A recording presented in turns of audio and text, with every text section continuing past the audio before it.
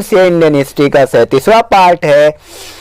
तो चलिए, हम लोग बहुत महत्वपूर्ण तथ्यों को देख रहे थे। तो फिर से मैं एक बार बता दूं कि मौर्य साम्राज्य का संस्थापक चंद्रगुप्त मौर्य का जन्म कब हुआ, 348 ईस्वी पूर्व में या 345 ईस्वी में, और चंद्रगुप्त मौर्य गद्दी पर कब बैठा, ये बहुत महत्वपूर्ण सवाल है।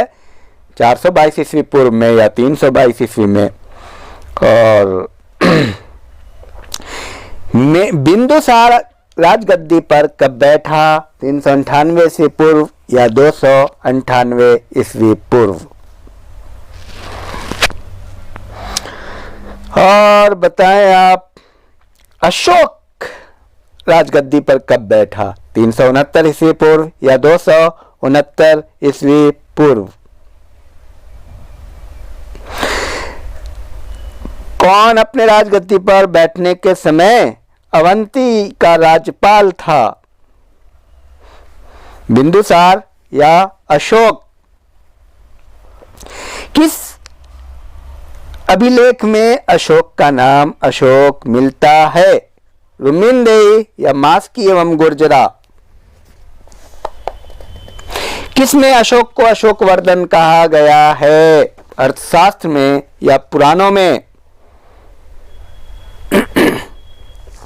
अशोक ने अपने अभिषेक के केवें वर्ष में लगभग 261 ईस्वी पूर्व में कलिंग पर आक्रमण किया और कलिंग की राजधानी तोसली पर अधिकार कर लिया।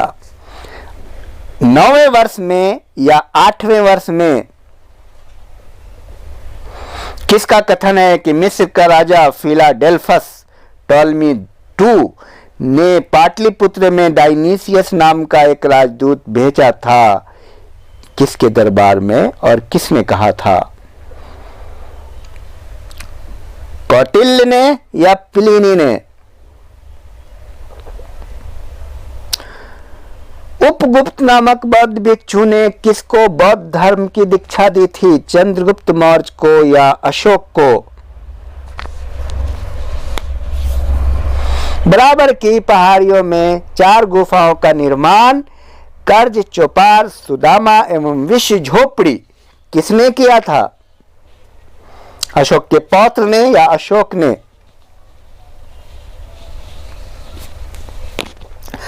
आजीविकों को नागार्जुन गुफा किसने प्रदान की थी, अशोक ने या अशोक के पौत्र ने।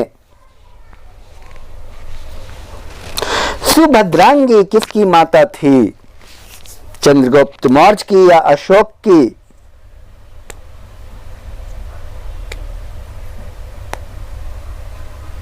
शिलालेख का सर्वप्रथम प्रचलन किसने किया था, बिंदुसार ने या अशोक ने। पशु बलि की निंदा किस अभिलेख में है, द्वितीय अभिलेख या प्रथम अभिलेख में। मनुष्य एवं पशु की चिकित्सा का वर्णन किस अभिलेख में है, प्रथम अभिलेख या द्वितीय अभिलेख।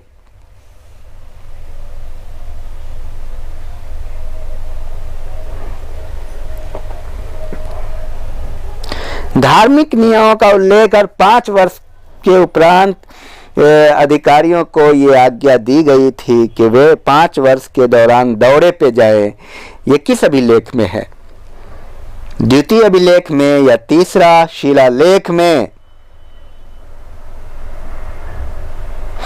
भेरी जो घोष की जगह धम्म घोष की घोषणा किस अभिलेख में की गई है, तीसरा शिलालेख या चौथा शिलालेख। धर्म महामात्रों की नियुक्ति के विषय में जानकारी किस शिलालेख में है, चौथा शिलालेख या 5वां शिलालेख। आत्मनियंत्रण की शिक्षा दी गई है किस शिलालेख में, 5वां शिलालेख या 6ठा शिलालेख। अशोक के तीर्थ यात्राओं का उल्लेख किस शिलालेख में मिलता है, 6ठा शिलालेख या 7वां शिलालेख।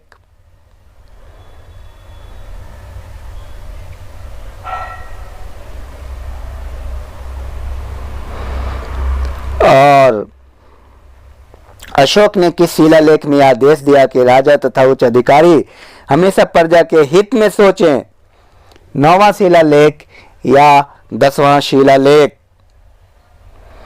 धम्म की व्याख्या किस शिलालेख में की गई है? 10वां शिलालेख या 11वां शिलालेख? सच्ची भेंट और सच्ची शिष्टाचार का वर्णन किस शिलालेख में किया गया है? 8वीं शिलालेख या 9वीं शिलालेख?